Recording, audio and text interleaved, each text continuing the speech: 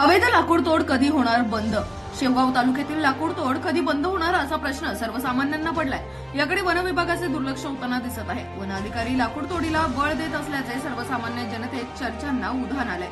तालुक्यामध्ये मोठ्या प्रमाणात अनधिकृत लाकडी मिल चालू आहेत। याकडे अधिकारी डोळेझाक करताना दिसत आहेत। अधिकारी व लाकडी तोड करणारे मिल मालक व वन विभागाचे अधिकारी यांच्यात मोठी आर्थिक देवाणघेवाण आले असल्याचे बोलले जाते। त्यामुळे या तालुक्यातील लाकूड तोड बंद होणार का? आणि वनाधिकाऱ्यांच्या अंगावर वन विभागाचा खाकी ड्रेस घालून तालुक्यामध्ये पेट्रोलिंग करताना दिसेल का, असा प्रश्न सर्वसामान्य जनतेला पडलाय। तालुक्यामध्ये अवैध लाकूड मिलचा सुळसुळाट झालेला आहे। दहिगाव, शहर टाकळी, कोरडगाव, बोधेगाव या ठिकाणी ही अवैध चाललेल्या लाकूड मिल याकडे वन अधिकारी सोयीस्कररित्या डोळेझाक करतायत। लाकडाने भरलेल्या टेम्पोवर हिरवा कपडा बांधला जात आहे। हा हिरवा कपडा वन विभागाचा सिम्बॉल असल्याचे जनतेतून बोललं जात आहे।